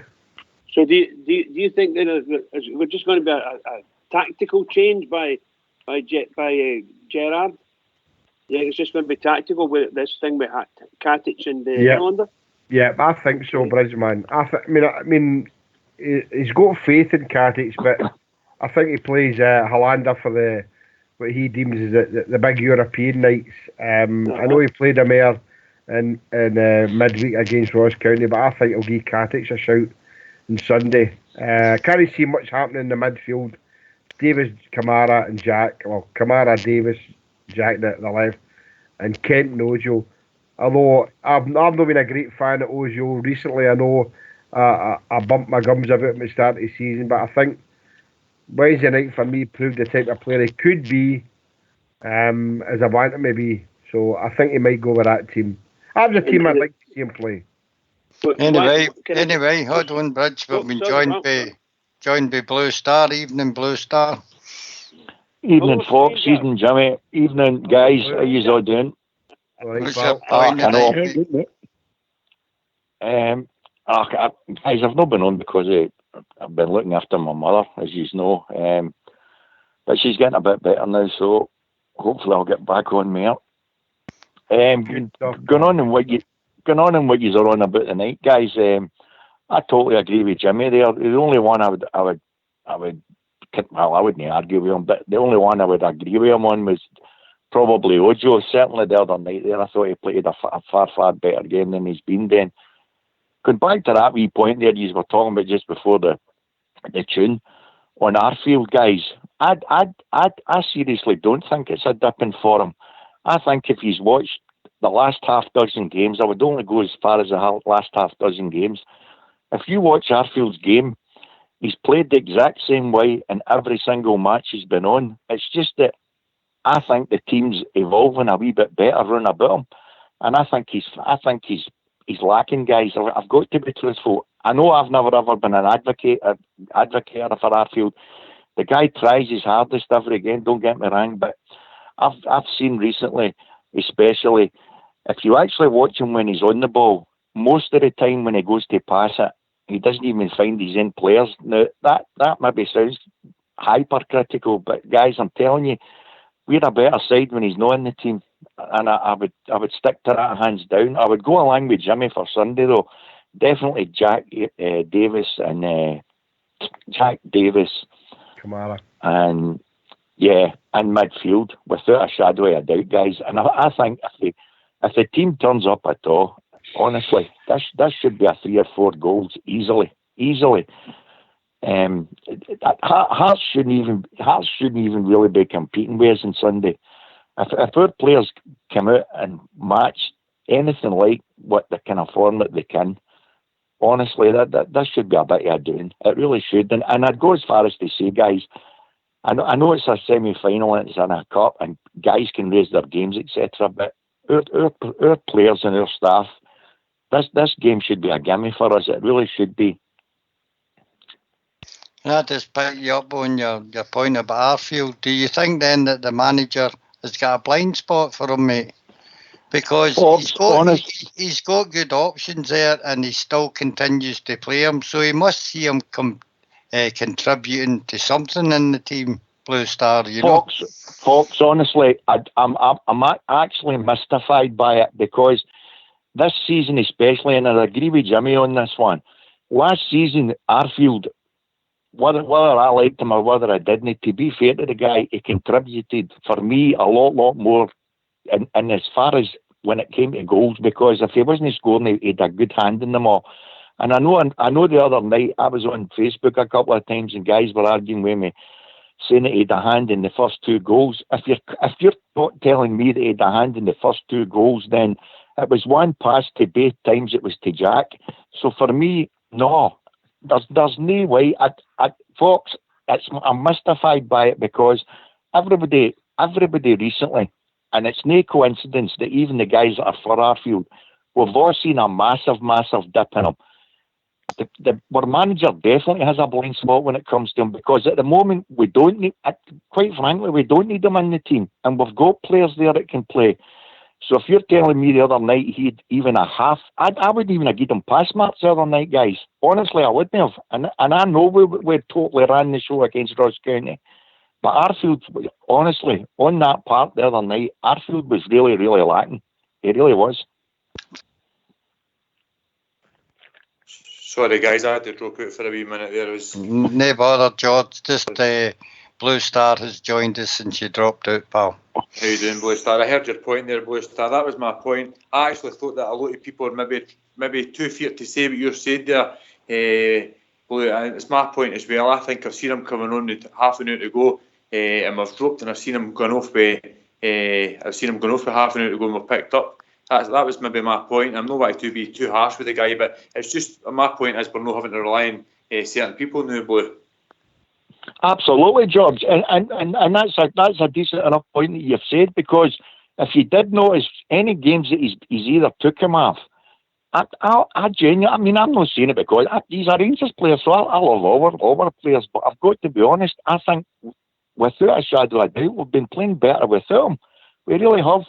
But when it comes to our manager, Fox has got a point there. There's definitely a blind spot there, because he's playing him in games where he's definitely not been contributing. And if you watch it closely, I'm fortunate to know that a lot of the games I've got recorded, so then I'm playing them back and watching them 2 and 3 times. The other night there, guys, I can assure you, Zendy's got it on tape, you'll see it. If you actually watch what he done with the ball, I can assure you it's no hammering the guy, it's fact. He done absolutely nothing with the ball. He's running about, he always looks busy, but he's not contributing. He's really no. Coming to you, Bridgeman, what's your team for Sunday, Bridgeman, for your full team going into the semi-final?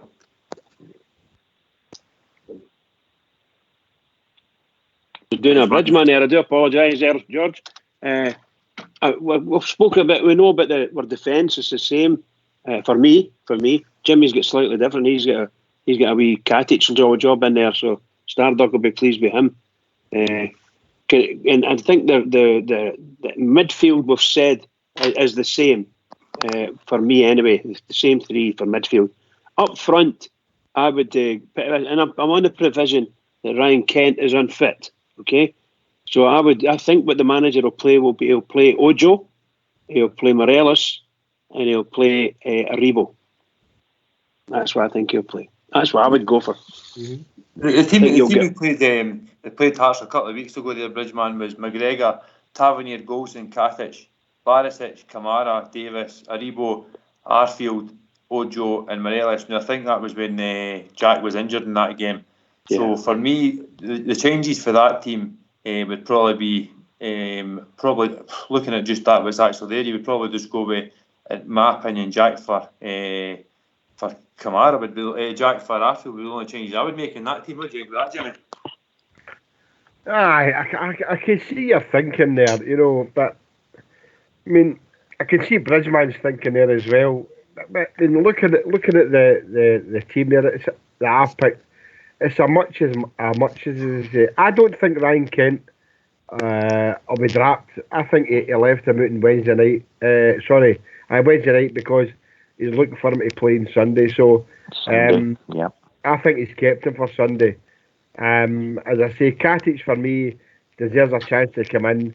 Halander's performed really well. So, I mean, look at the bench we've got. I mean, we've got Jamie Murphy there's come back and played a bit part there again, which was good to see. So, we're going to be really, really happy with the team we've got. For me, Scotty Arfield on the bench with Halander, and obviously Jamie Murphy, Stewart on the bench as well. So a decent bench. Andy Harvey probably allowed 8 subs, I think, for a cup semi-final. So no matter what team they put out the Sunday, guys, they've all got to perform, and I think they will. The back four for me is a great back four because I've seen this many times. We can pick any 4 out of 6, and unfortunately they all can't play. And probably we could pick any 3 out of 7 for the midfield. Up front, but a wee bit with Jermaine Defoe and that. So I'm happy with the team that I've picked, and I think that that team goes out and performs and plays the football we know that Rangers can play. I think we'll win quite comfortable. This is meant to be a 40 ounce of Friday, Jimmy. We've given our teams, but we think it'll be in everybody's given their team, and we need to get folk to phone up. So what's the number for folk phoning up, Jimmy? My number is 0141 356 1972. And how do you go into Skype, Bridgeman? You can get in here on Skype at rangersradio.online, and if you haven't been before, Old School Blue will look after you, bring you in and make sure you're okay. Enjoy yourself. So Blue, what do you think of the last few games? Give me your opinion how we've actually performed in the last few games and things like that. How do you see us going forward into Sunday and that as well? I think George, we've had a couple of games where form wise and our playmaking has been a bit kind of dubious, to say the least. Certainly we've been getting results bar the Hearts one.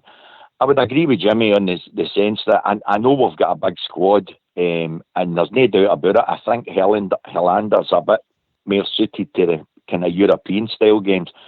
The only difference I would see for Sunday for the likes of Helander would be when he's up against that big Ikpeazu, I would, without a shadow of doubt, I would rather have Katic. But I mean that's down to preference. That's down to preferences. I just think Katic is more robust than what Helander is. But on more general play, there's no doubt about it. When we're actually on the ball, the minutes during the game that we actually contain the ball, I think is absolutely superb at times.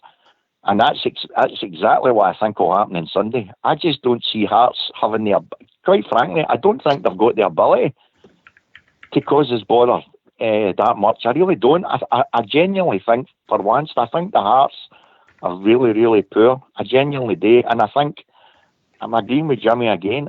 I honestly, guys, I think there'll be a right few goals in it for the Rangers. I honestly do. I think if we play a draw, I don't think we'll get any problems, anything to worry about. I really don't. When do you think, George? Sorry. They'll get Albiers, Hingby's been sitting there. Right. What do you think, Albier? How far away from these teams is that for your team for Sunday? My team for Sunday is basically the Porto team with Ojo coming in for Barker. And the only reason I've got Ojo coming in for Barker is because Jones and Barker himself are injured and Murphy's not ready for a full game yet. So he would come in for Barker, but I'd play the Porto team. I think that's the best football we've played this season. So do you think Murphy's ready for a full game, Albert? No. No, as I'm saying, Jimmy, if Murphy was running, I'd put him in instead of Ojo, but I'd play Ojo because Murphy's not ready for a full game, and Jones and Barker are injured. So apart from that with the team, I mean, I can't see why that team, they just played superbly well. Well. Guys, sorry for interrupting. Have you said something about Kent that I've not heard? But I think Kent's an absolute certainty for Sunday. Sure he has. Have you heard he's injured or what? Well, the manager said he had a knock for Wednesday, Blue Star, but Aye, I know that, Apart- Jimmy, but aye. I just think that's to keep him fresh for Aye, Sunday, sure that he was has. all. Sure he has, mate. I'm 100%. I think he's a stick-on. Sure he has. I think he's an So absolute can I stick-on. just ask you? Can I ask you, Blue Star, what makes you say that he's a stick on? Because none of us have heard he's fit. None of us have heard he's fit. We've not heard he's injured. Well, Jimmy, Bridgman, he was fit. He'd taken a wee knock in that 2 games ago, and he just left him out, and I think that was basically to keep him fresh for the semi-final. Yeah, was there not fear that the injury he had was continuing? I think that was the fear. So No, I never know. heard that at all. Well, that's See what you're all talking about here. See what we're all talking about here. Everybody's talking about the same thing here. We're talking about the press conferences again, Bridgman.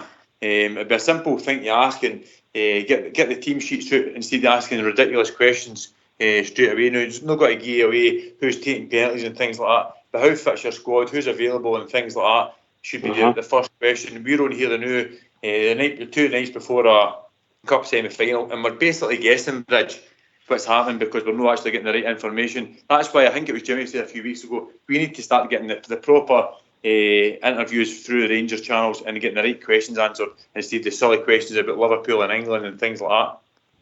He did actually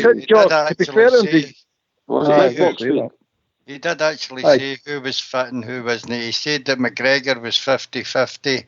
Barisic had took a knock but should be okay, and the rest of the squad was okay. He never was okay, aye. I think that Ryan Kent must be okay. I didn't see him in the training video today. I don't know if I dismissed him or no, but maybe he's just getting some treatment, and hopefully he will be fit for I Sunday. hope he is fit. Yeah, absolutely. I hope he is fit.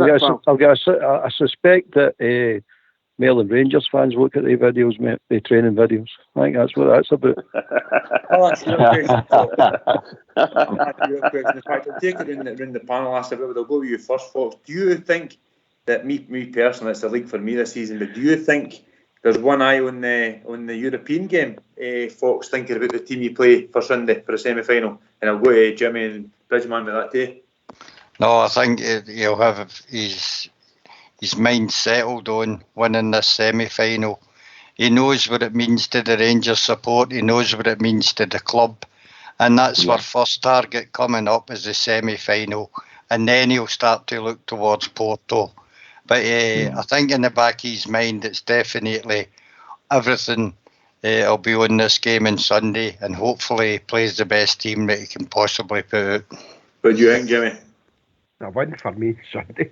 You know, I'm one of the old traditionalists like Fox. You know, no matter what anybody thinks, a treble for me.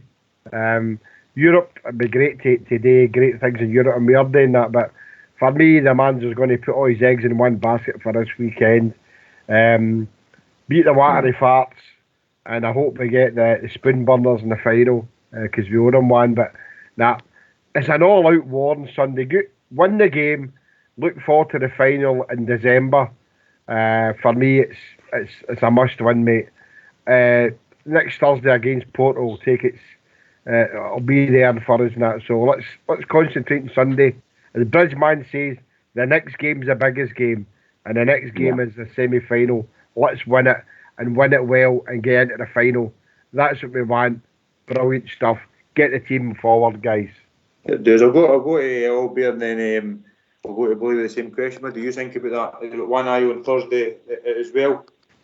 No, I definitely hope he has. Maybe, George. I'm telling you, strongest team on Sunday. Absolutely strongest team on Sunday. I mean, that in the last 2 weeks, that's three different competitions we've played in. Now we're getting into the nitty-gritty end of the Wanderers competition. No, strongest team, mate. Absolutely strongest team. We've not got the luxury to look to trap people for and think about a Porto game that basically, in my mind, doesn't mean anything to me. It really doesn't mean anything to me. Okay, it's financial. We've been all through this hundreds of times before, but Sunday is the key to the season. It really is the key to the season. So get the strongest team out there, get it won. That's all I care about. Get it won. What do you think, Blair? Oh, without a doubt, George. Same as the guys. the next game's the most important, and it is important. It's getting us into a cup final. It would get him his first bit of silverware. It's a must win. Porto takes care of itself whenever it comes along, but oh no, he's strongest team out on Sunday, without a shadow of a doubt. And I honestly, guys, I can't see anything but a convincing win. Honestly, I can't. I just don't. I know. Sometimes you can look at other sides and think they can give you a bit of bother, but honestly, I just don't see it in that Hearts squad at all. I just don't think they've got the ability. Then Rangers go out and play anything like what we can play, we'll hammer them. Telling you. The thing is, I think it's Ox always says, we play, we win, but we've got to be up to the challenge. I think we said at the start of the show, Jimmy, that if we play, we win, but we've got to take the game to them. We can't allow the big guy up front to give us any hassles at all. We've got to win the midfield battles, and we've got to win every second ball and every first ball, and we've got to win it more than them. Simple as that, Jimmy. Of course, Can I come in on that, Joe? Sorry. The big part suits us, George, right? Because they know the way we can play football, we know the way we do play our football. You know, the big Ika Pichu, if that's his name, Issa Pichu, whatever his name. No, I think that's the reason why I'll play Katic tomorrow. And that's no detriment to Hollander, because I think we'll keep him for Thursday. But if we play the football we know we can play with a team that I've picked, and everybody's got their own teams there, and they see it that's slightly different. That's good, and that's what it's all about, opinions. But if we go out and play the football that we know we can play, I mean, I know we're maybe somebody's on here are sounding all confident. I'm not going to use the word hammer them, but I think we can beat them convincingly. I think we can, and I'll say 2 or 3. I would hope that would happen for us on Sunday, and anything above that would be a fantastic bonus. But I think on the big park, George, we can play them off the park, as they say, and we should use that to our advantage. Look at the football we play in tight gruns like Ross County. Some of the football we played there on Wednesday night, and let nobody take it away if it was Ross County. The football we played was absolutely wonderful to watch at times. But Hampden Park will be even better, mate. So I'm confident a 2 or 3. Maybe get on to Mayor on Sunday. Play them off the park. Big Katic for me. I'll sort it. Big Ika Pichu, if that's his name. Issa Pichu, or that. But he'll take care of him on Sunday. When you go, Bridgman, you make your point, and then we're going to get an interview. Yeah, sure. I was just going to say there that this game on Sunday, for us, i.e. Rangers, for Rangers to win this will be an absolutely monumental occasion for us. For the fans, for the club, and for really and truly, it'll be absolutely wonderful. We can then step forward. We've got some big games ahead of us, but we can go ahead, chest out, head high, and away we go. That's what we need to do. Go out there, play well, beat them, and then walk away from Hampden very happy. Walk away from Hampden and do the rest of the business that we need to do. Big game in Europe, then big games coming up all the way along the line. Fantastic. What a feeling. I hope you two boys are right, because that'd be great for Hamlet. I think if everybody goes on mute, we're going to get our captain James Tavernier's interview. I think it was for yesterday. Unsettle us, it's part of the game. You're going to have ups and downs, and and I believe myself and the character that I am to bounce back if I do dip form. So I've been good. Had a good quiet chat with the gaffer. I know I've got his backing and the staff's backing, and I know all the players are right behind us. And obviously it was a great showing last night of the fans singing my name. So I spoke to Gary McAllister during the week. He's been in a similar position to you've been in. He said that it's quite important that you use that criticism kind of as a motivation rather than something negative. No, definitely. Almost gives you a kick up the bum. To if you're ever being complacent or anything like that, and I only use it to motivate us even more to work harder and just to perform better. So it's been really good to obviously to experience it and come out of it. Is that something you accept with football fans as well? That very much one performance changes their opinion at times. Yeah, definitely. We know that our fans are very passionate, and we've set the bar and the standards this season, and there's a level of performance that they want to see. And you know, if you dip below that, then you're going to get called out. So no, I totally agree with what's been said. But you know, I'm strong enough to come back and prove them. In your own mind, are you still the man to be taking those penalties? Pardon? In your own mind, are you still the man to be taking them? Yeah, definitely. I still believe in my ability. I think I missed maybe 2 before the Aberdeen game, and obviously I came up with 2 in that game. So you know, I believe in myself and I believe in my quality. So yeah, I'm always confident to step up. You said you had a quiet chat with the manager. How much advice and support has he given you? It's been great, you know. Gaffer being a former player, he's been in the same shoes, so you know, I obviously don't want to go into too much detail, but you know, he really gave us his backing, and he told us how did I want to come out of it. You know, there's obviously 2 ways that you come out of it. You can either rise above it, or you know, you can really just still sink into it. So I believe in myself to rise above it, and you know, it obviously makes us mentally stronger. Things are so tight at the top of the Scottish Premiership, 1 goal in it. How far do you believe Rangers can push Celtic this season? Well, we've got a great squad. It's still early days in the season, but I believe in the squad that we have, and you know, we've just got to keep pushing ourselves every week. You know, we put in a great performance in last night against Ross County, and you know, we've obviously got to take that into this weekend, and obviously try and get into a final. But we go game by game, and if we keep the consistency there, you know, then we'll go right to the end. What does it mean for you to have the backing of the manager?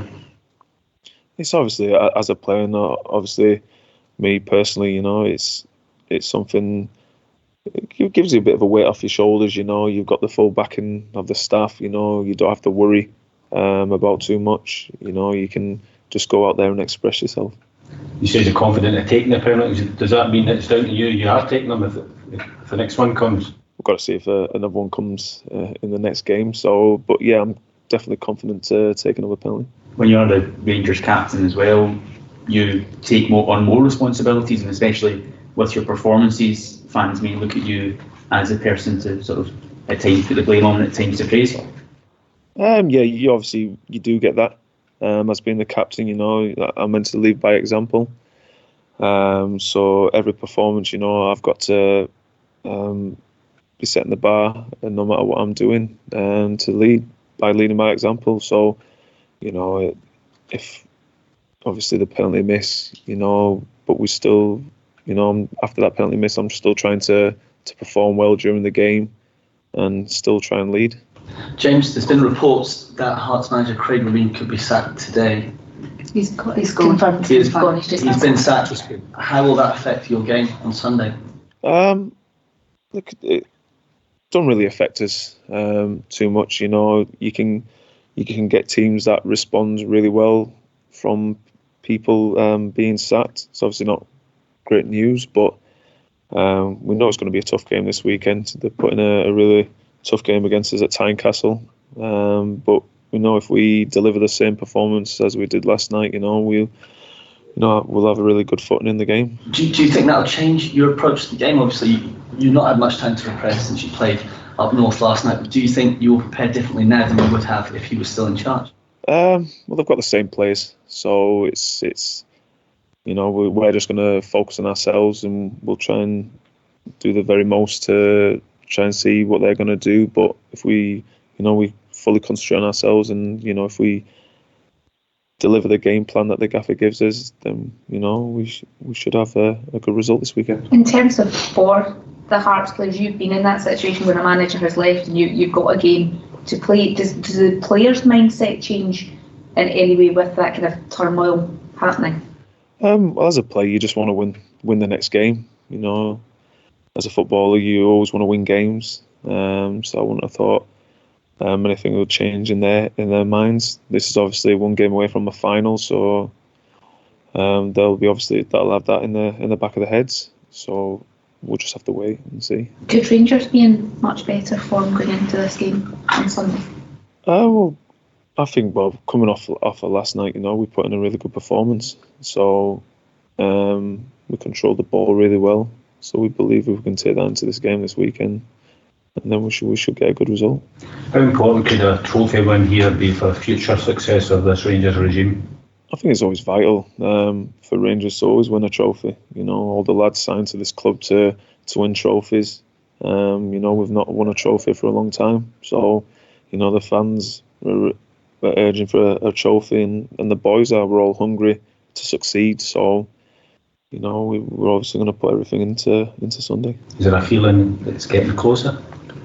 Well, we hope so. You know, we've got this is the best squad that I've had and played with since I've been here. So I only believe that we are doing better even in the league. We're doing better. So, you know, we just want to book ourselves into the final this weekend, and we'll see.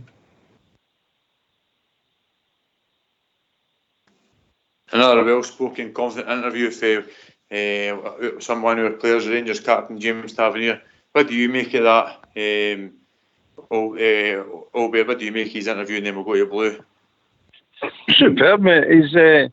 He sounds confident enough, and he handled it really well. But again, it's like the managers. The questions are terrible, absolutely terrible. They're looking for the headline again. You know what I mean? So I think he handled it well, and I think he sounded confident, which is good. And he never said any blustery, stupid things like we'll do this and we're going to do that and all that nonsense. So he's learned his lesson that you do your talking on the park, you do your talking after the victory, you don't do it before it. So very good indeed.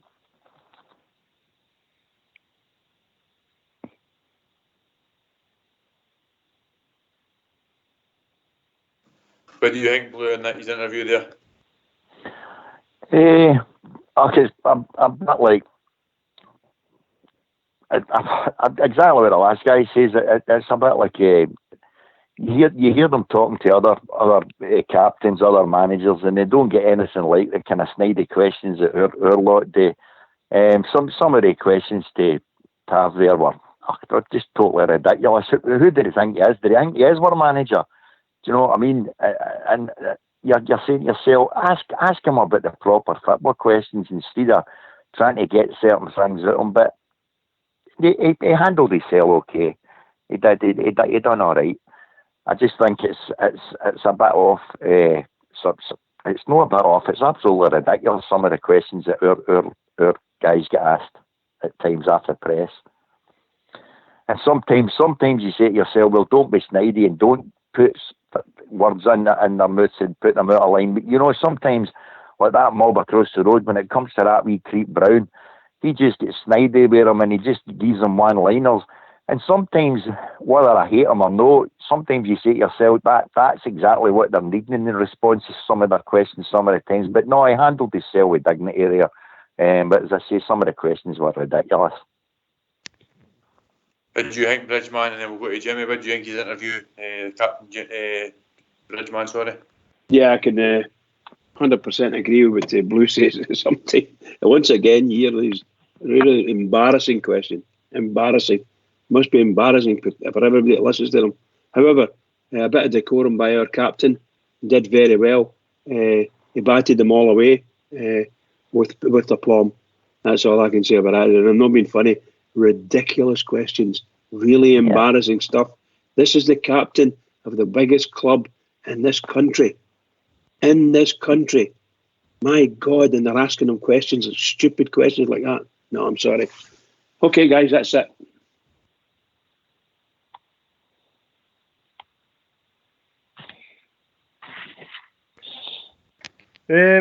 My take on it is I certainly disagree with Blue there, and I mean I know the Lego muncher likes to come out and try and be controversial, but James Tavernier, as Rangers captain, has showed once again his diplomacy, decorum, answer the questions when asked. Silly questions, just brush their attack with them. Be a Rangers captain, answer the questions that you're asked, but don't be demeaning to anybody, because that doesn't do anybody any favours. If they think that the Lego muncher gets, that's what they want to hear for him, and they all sit and laugh, I'll let them laugh at him. They're not going to laugh at the Rangers captain. So I just thought at times of James Tavernier's interview, he was a wee bit down at times. I agree with that. I think that's his demeanour, Blue. But he does. I know there's a lot of things happening with the silly penalty things and all that. But I hope we get a penalty on Sunday, and I hope he takes it and blasts it back into the onion bag. But once again, they're asking silly questions. Will Levine sacking mean anything? It means nothing to Steven Gerrard. The team will get there that he puts out to perform against Hearts. No Craig Levine, so silly questions once again. So I'm happy. Rangers will get there and hopefully on Sunday and do them, and that'll do for us. We'll bring Fox in there. What do you think on that one, Fox? When the guy that you're always backing and you're always championing, James Tavernier, what do you think his interview there?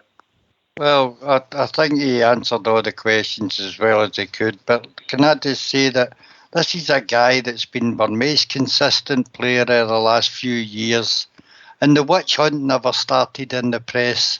It started amongst the Rangers support, this having a go at Tav, and it was bang out of order. The boys had a dip in form after playing so well for the last few seasons for us, and I think it was really taken over the top with our own support, and that's why the press picked up on it.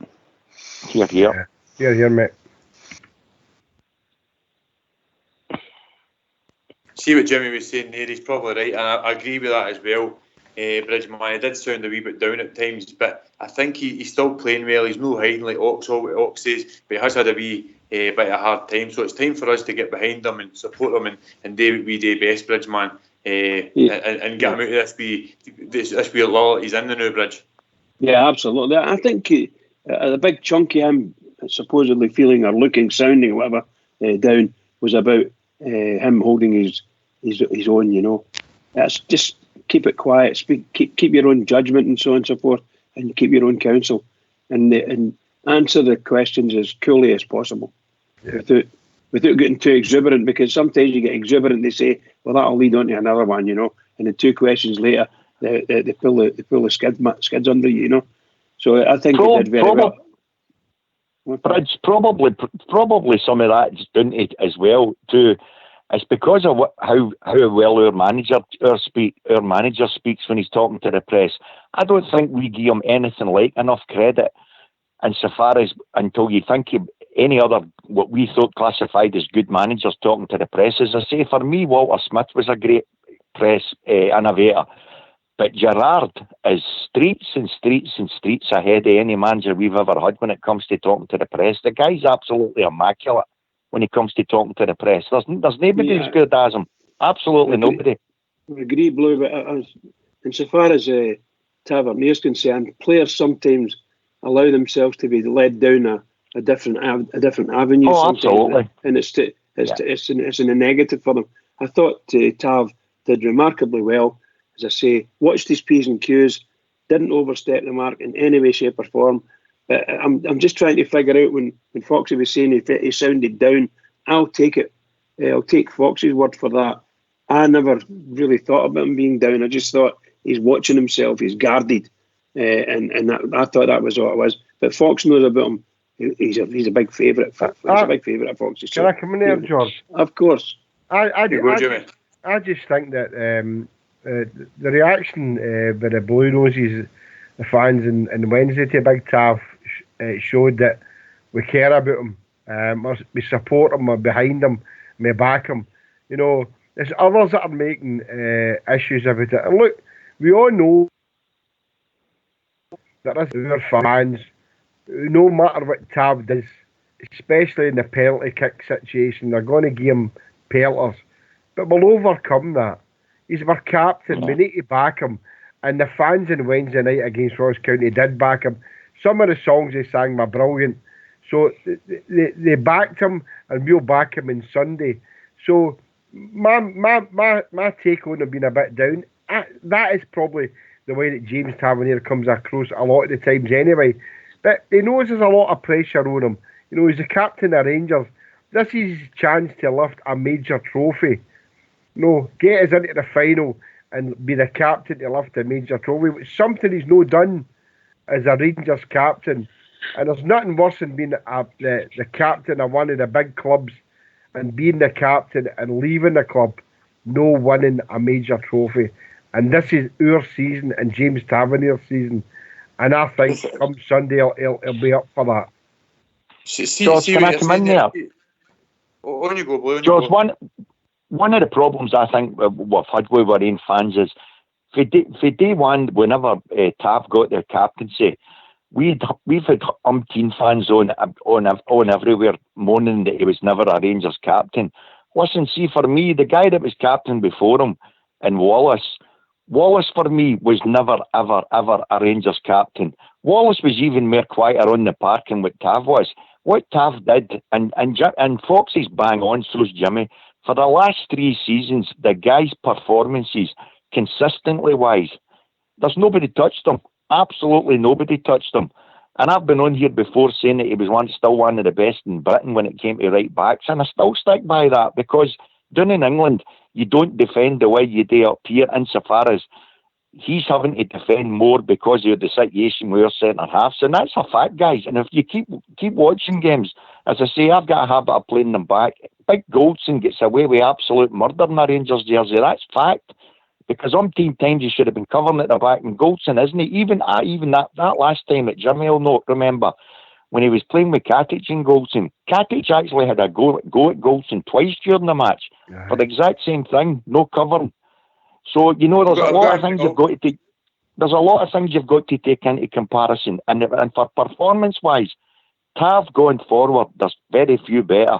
Yes, he has a couple of lapses in defence. He's missed a couple of penalties, and the fans got in his back. But as I say, for day one, he's been up against it because a lot of guys don't think he was captain material. Well, let me tell you, there's been a lot of Rangers captains that weren't the captain's material. But performance-wise, you can't fault him for that. Not at all. He's been a great performer.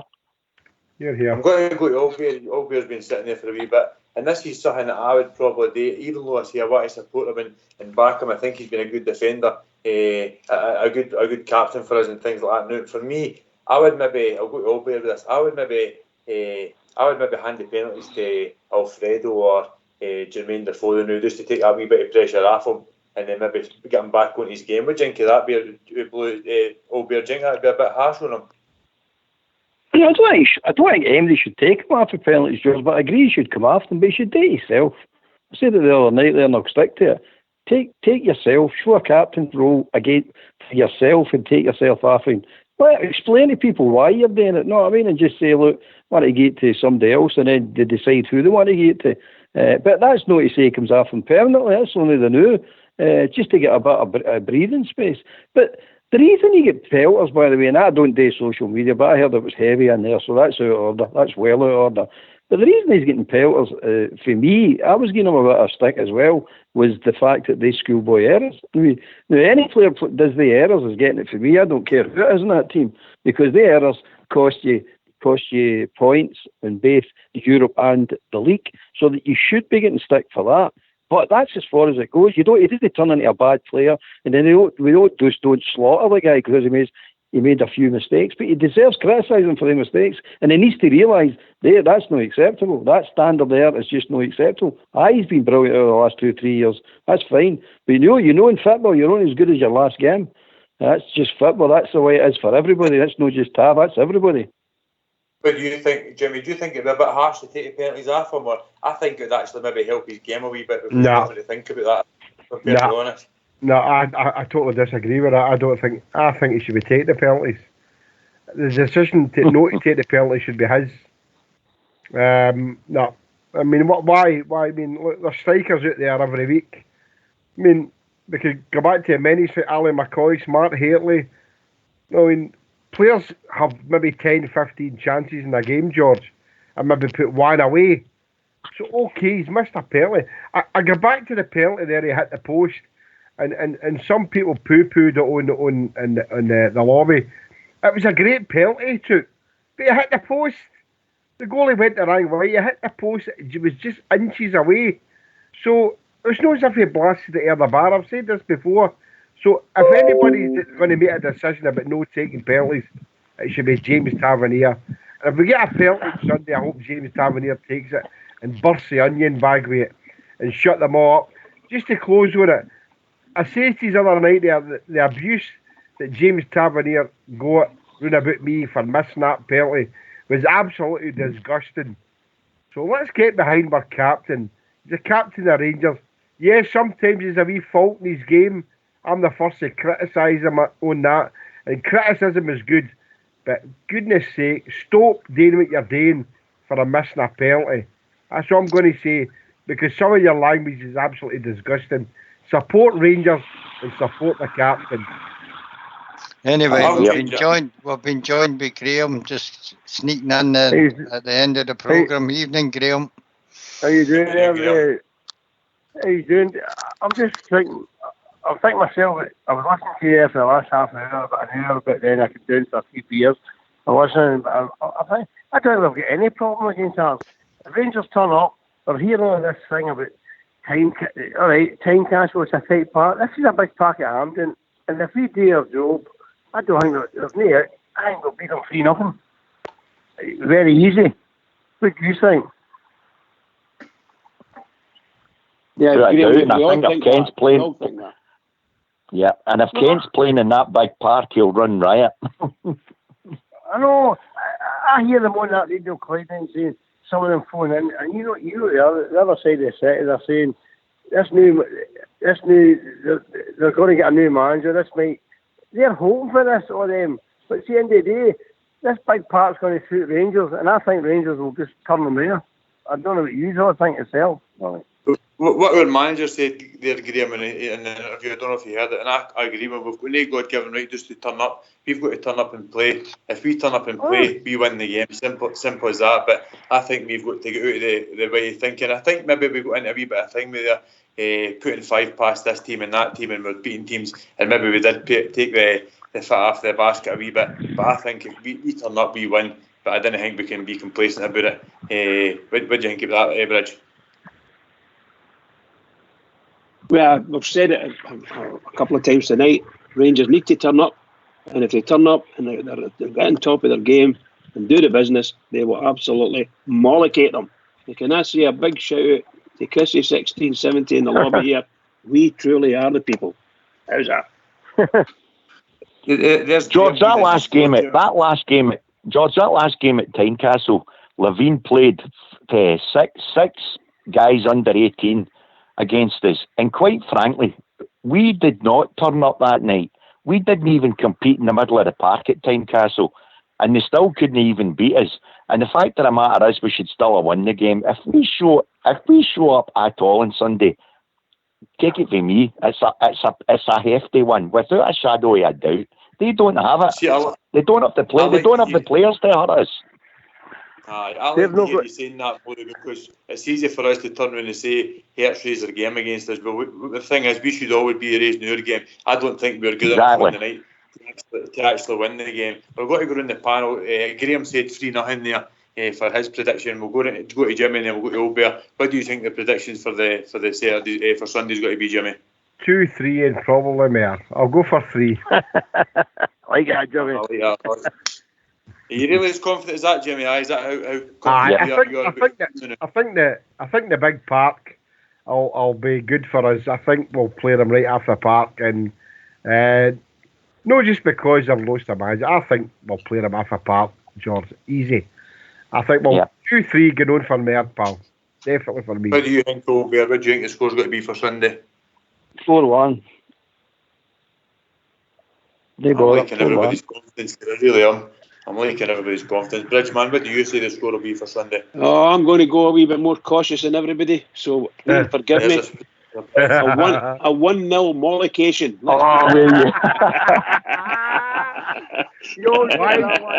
Why change the habit of a lifestyle? Well done. Of course, I'm hoping that it's a 4-5-0. I'll be there shouting them on.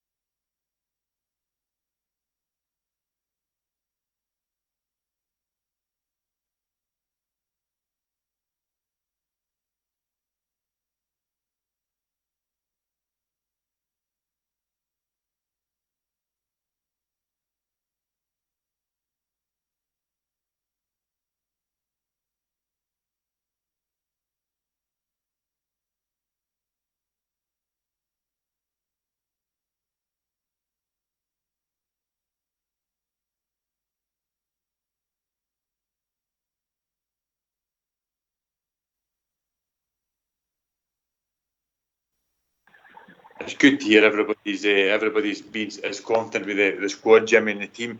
We probably wouldn't have been like this last season, dropping points and things like that. But this season we've got a much better squad, a much better 14, 15, 16, and definitely the starting 11s.